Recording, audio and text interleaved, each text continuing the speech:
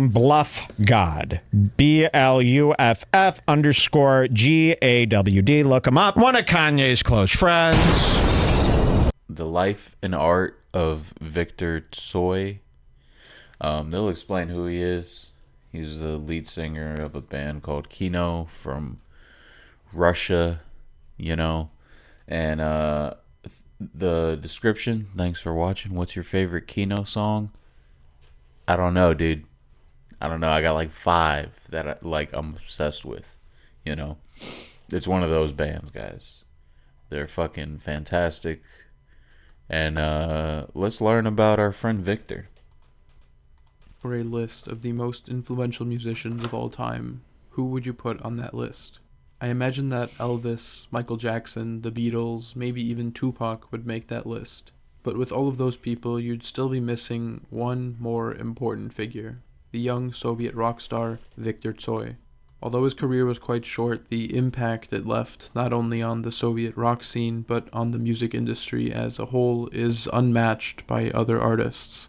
Before I start, I'm curious to know the impact on the industry as a whole because, you know, Soviet music was so blocked off from the whole world, bro, that like listening to this stuff is literally being transported into a whole other dimension.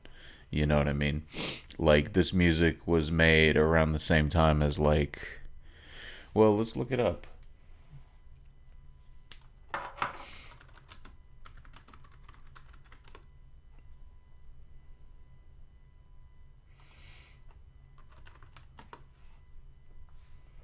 $1982, but I'm pretty sure it was a compilation. I don't know. To me, it sounded like a compilation, but yeah, 1982 folk rock, new wave, pop. It doesn't sound like anything from fucking 1982. You know what I mean? I have to be honest, the first time I heard of Viktor Tsoi and his band Kino was in the first few months of 2024 when my girlfriend introduced me to him. But ever since then, I think I've listened to most of his songs, and he's even made it onto my Spotify Wrapped. If you haven't listened to any of his music, I highly recommend that you do. I would love to play some during this video, but unfortunately, YouTube is quite strict when it comes to that. Viktor was born in 1962 to his mother Valentina, a Russian schoolteacher, and father Robert, a Korean immigrant and engineer. He grew up in a relatively normal household, although his parents would later reflect that their turbulent relationship that ended in divorce and then remarrying did affect him. That's crazy because I got a lot of cousins that look like this. You're like Ukrainian and Korean mixed. It's pretty wild, dude. He was good at school for his first few years of study. He eventually lost interest and his grades dropped. Luckily, his mom was able to convince him to study for free at a local art school, and while he studied, his interest in music peaked, leading him to be the guitarist in his first band, Ward No. 6. During the 70s in the USSR, restrictions on rock music were being loosened, and rock was just starting to grow in popularity, although it was mostly limited to underground performances and get-togethers. People recorded their own rock cassettes at home and gathered around with friends to listen to the tape, and this is how Viktor first became acquainted with rock music. However, his time in art school didn't last very long, and he was kicked out for poor performance. From then on, he played guitar with other groups until one day at a house party for a band he was helping, he met Alexei Rybin.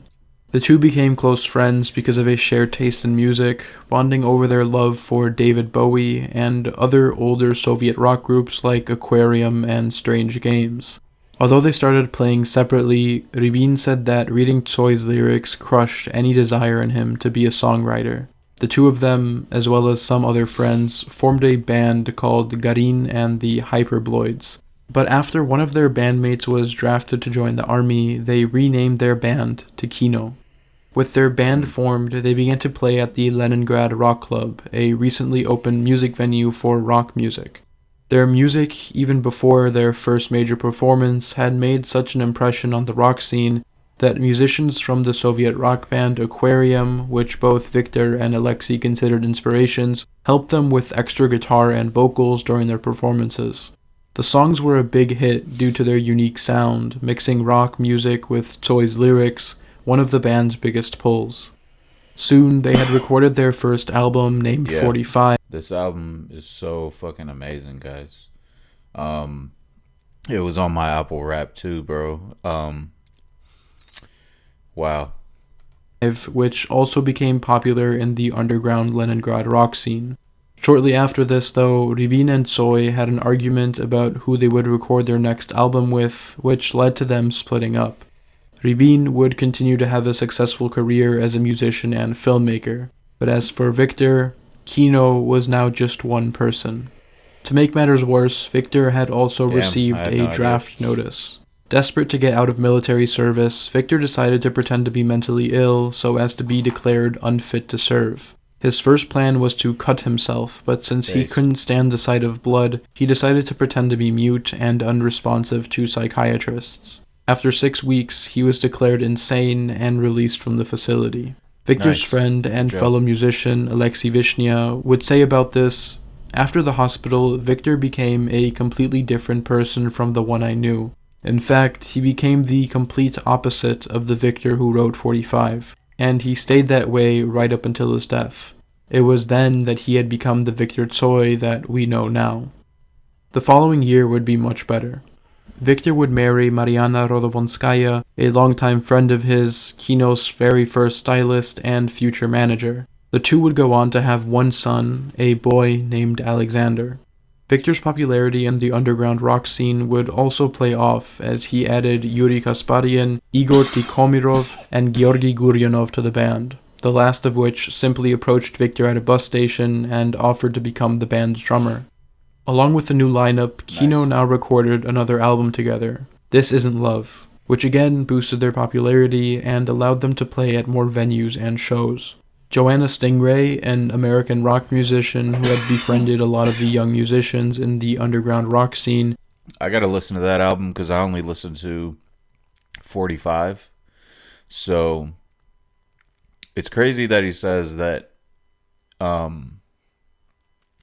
45 is sort of like the before of like a before and after scenario, right? So I gotta go and listen to the other shit, man. And would even go on to marry Yuri, Kino's guitarist, despite neither of them speaking each other's language, had also decided to bring recordings of Soviet rock to the United States and publish them to... Wow, dude, so they did a fucking 90-Day Fiancé shit. Like, she didn't speak Russian and he didn't speak English and they decided to get married. That's so insane, dude. Goddamn, what the fuck is wrong with y'all? Together in an album called Red Wave. Kino would continue to tour around the USSR, continuing to play music and gaining popularity in Riga, Tallinn, Kiev, and of course, St. Petersburg.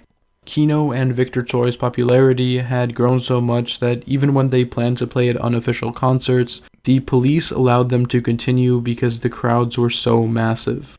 There were, however, two moments that skyrocketed Viktor's popularity into stardom. The first would come in his cameo role in the 1988 film Asa, a very long crime movie with lots of different storylines, one of which goes back to 1801 and the assassination of the Tsar Paul I. At the end of the movie, though, as the credits play, Viktor comes onto a stage and performs arguably his most well-known song, Changes. There's no arguing that the ending of Asa is definitely iconic, but in my opinion, the final scene of the next movie he starred in, a Kazakh movie called The Needle, that focused on drug addicts and hopelessness in the late 80s, showing Viktor lighting a cigarette alone and then walking off onto a snowy road is much more memorable. And then came the second moment, the release of Viktor and Kino's most well-known album, Blood Type. Viktor Tsoi was quite unhappy with the release of Blood Type at first, having planned to release it officially both in the USSR and the United States. It's called Grupa Kravi, right? So I thought that meant like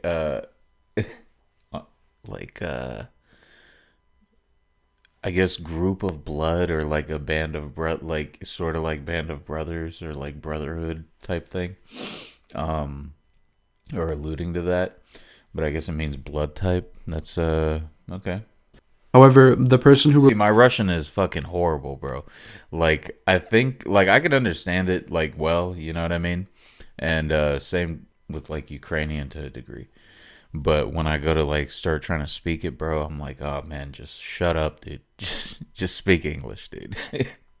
recorded the music took them and started distributing Which is sad. Which is very sad, you know? them without Viktor's knowledge. But by then, nothing could be done.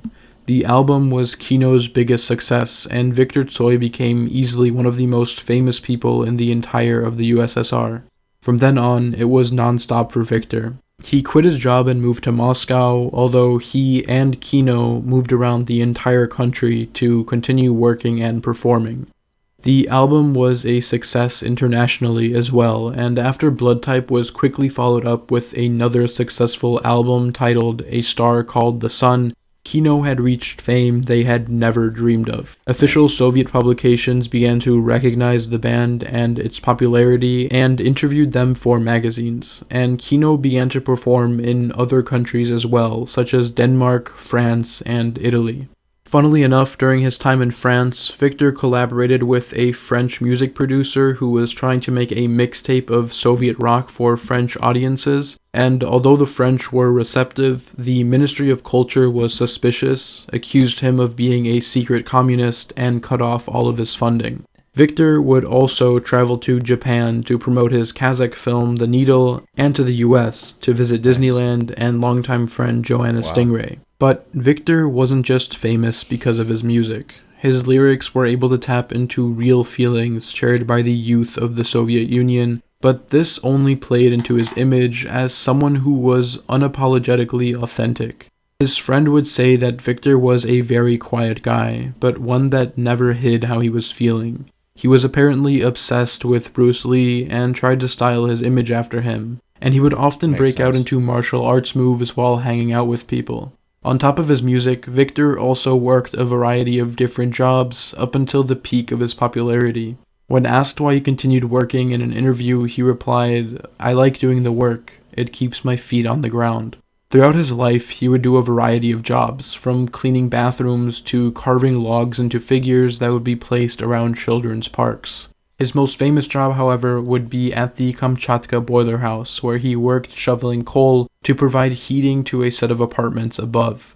He would work alongside other well-known Soviet rock musicians, and fans would come around the entrance to the building to catch a glimpse of Viktor as he left. These jobs and his lifestyle as a part-time worker and part-time rock star played into his public persona. Viktor's interviews were often very different from other interviews. He gave quick and short responses that didn't always answer the questions posed to him. His mother said that he loved to receive questions, but didn't like to answer them. She would also go on to reveal that Viktor read and kept every single piece of fan mail he ever got, but that he could never bring himself to respond to any of them. His appearance as well played into this personality. Long messy hair, baggy and relaxed clothes, cigarette in hand.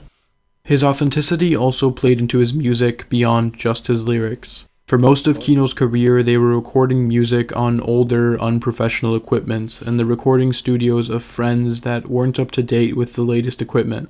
In fact, during the recording of the album A Star Called the Sun, Viktor opted to record his vocals on an old Japanese microphone because the newer one the producer had purchased resulted in a recording that sounded too clean. When asked whether playing on an amateur basis hindered his creative ability, he replied that it's the opposite, that he plays whenever and whatever he wants, he works on the side to earn money, and spends his free time writing and playing music.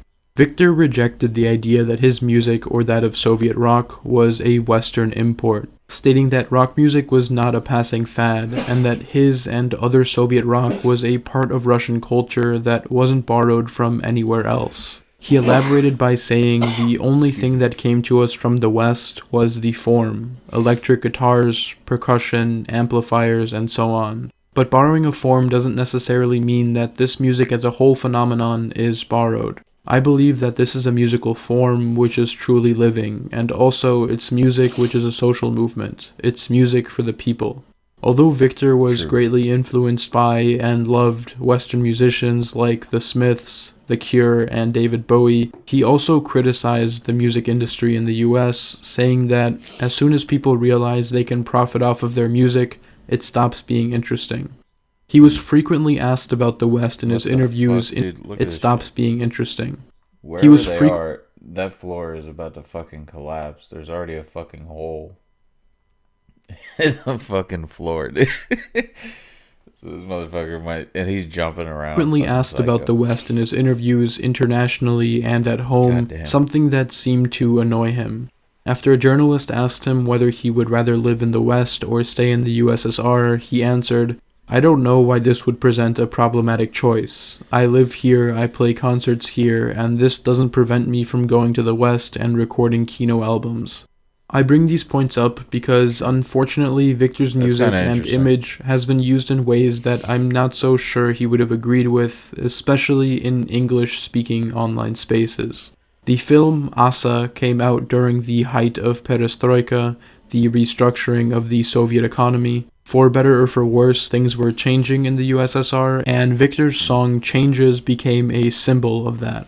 In recent years, most English-language articles about him are either written by Americans or Radio Free Europe, a CIA-funded news organization that both paint him as a secret anti-Soviet political dissident. Even the 2 YouTube video essays I could find about Tsoi retell his life with a major focus on the dissolution of the USSR, and most of it is linked back to his song Changes. But many people around Tsoi, including Viktor himself, distance themselves from this interpretation of the song. The band's drummer said the song is about creative changes rather than political ones, and the director of the film the song was written for went on to say, "In the concert that ended up in the movie, there were something like 8,000 people. I was also standing in the crowd, waving my arms around, yelling, 'Changes.' But not a single person in that crowd wanted the changes that have taken place. And I felt like a liar, like some asshole provocateur screaming 'changes' while leading the crowd away to the slaughterhouse." When Tsoi himself was asked about the song, he responded, "I awaited changes in consciousness, rather than any specific laws or bills." And that isn't to say that Tsoi didn't criticize the Soviet government. He talked about how he didn't think everything being done in perestroika will last, that things are not being done in the right way, and he complained about the stupid laws and mind-numbing traditions of the Soviet music industry. I mention all these things to attempt to more accurately present who Viktor was from the other English-language articles written about him. I mean, let's be honest, I don't think someone who would draw this, which seems to be an artistic depiction of a Red Army soldier killing a caricature of a fat capitalist wearing a shirt covered in swastikas, is quite as ideologically aligned as most Americans. However, by 1990, Viktor seemed to be a bit disillusioned with his fame and with rock music as a whole. His friends described him as more focused on working and leaving his house less and less. In interviews given in the first few months of 1990, he said, "If we've adapted to the Western sound, that's because our world is similar to yours. The same dead suburbs, industrial zones, the same world of concrete and asphalt. This is what defines the current musical taste," concluding, "I don't want to sound extreme, but I no longer consider rock to be a serious movement." In the first 6 months of 1990, Kino played 68 concerts across the USSR, with the final one being at the Luzhinsky Sports Stadium in Moscow, a sold-out show with 70,000 people attending. After the tour, Viktor, his son, and his partner would go to a small village in Latvia to relax. On August 15th at 5 a.m., he would wake up and drive to a nearby pond to spend some time fishing. Around 11, still having caught no fish, Tsoi would decide to drive back home. On the way, Viktor would lose control of his steering wheel and swerve into oncoming traffic. His car would collide with an oncoming bus. The driver of the bus was unharmed, but Viktor would hit his head and die instantly. He had just turned 28. 4 days later, Viktor would be buried in a closed funeral reserved for family and friends. The day after, tens of thousands of fans from around the Soviet Union came to visit his grave. Reports came that several teenagers in the USSR had committed suicide following his death. His wife Mariana set up memorials in honor of Viktor, published old recordings of his, and never remarried. She died a few years later from cancer and was buried next to Viktor. Both Yuri Kasparian and Joanna Stingray would divorce following Viktor's death, as would Viktor's parents for the second time. The remaining band members got together to finish one last posthumous album that Viktor had already finished working on, and shortly after its release, announced that they would dissolve Kino. Some of the surviving members would pick up their instruments again decades later to play music with Viktor's son, Alexander Tsoi. It's hard to put into context the legacy left behind Viktor Tsoi. Some call him the Soviet Jim Morrison or Kurt Cobain, but Viktor was his own person. His authentic persona and way of writing and performing music made people fall in love with who he was. And that love has persisted until today. Tsoi's grave is still visited frequently by fans who bring him fresh flowers. Younger fans of Tsoi born after his death write about his legacy that almost everyone who learns to play the guitar in Russia begins with the songs of Viktor Tsoi. A wall on a main street in Moscow has been dedicated to graffiti and messages written in remembrance of Tsoi that is still up to this day, and a memorial has been built on the road in Latvia where he died. I struggled for a while with how to end this video, and I've decided, in the spirit of Viktor's authenticity, to end it with a story rather than a eulogy. In 1984, when Kino was still a small band, Viktor played a concert at a university. After the show, he got to talk with some of the people in attendance. While they were talking, Viktor mentioned that he could acquire any records he wanted to listen to. The following is the recollections of one of the students he spoke to that night. I immediately asked if he could get a hold of Buddy Holly tapes in Leningrad. Buddy Holly, echoed Viktor. What's so special about him? And I began to tell him about the first all-American rock star, worshipped by the teenagers of the 50s. This modest guy in the horn-rimmed glasses came to be their hero, not the handsome Elvis. He could barely sing, but his songs came from the heart. 2 years passed, just as he had reached the peak of his fame, having just made his first $1 million, when a tragic accident cut it all short. In 1959, having shown only a fraction of his creative abilities, Buddy Holly crashed his plane. Only then I noticed that Tsoi was listening to my impassioned tale. There it was, the hidden truth. He was just the same. The November wind howled outside the window, and I continued my account of events that, one after another, resembled those which would happen to Tsoi himself in 5 years. The star's greatest work came out posthumously. The sorrow of the American youth was unending. His grave became a cult location. People dedicated songs and poetry to him. If in life he was a star, in death he became a true legend.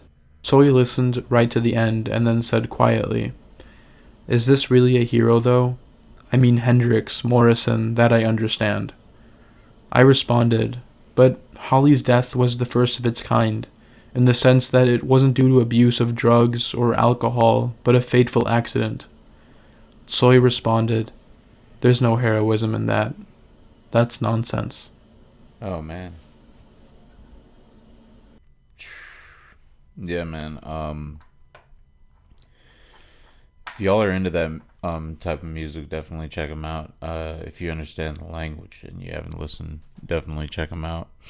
His way of writing is very like, I don't know, man. It's interesting, you know what I mean? Because it's very simple, really straight to the point, but it also like paints like a very, very intricate picture of what he's trying to say, you know?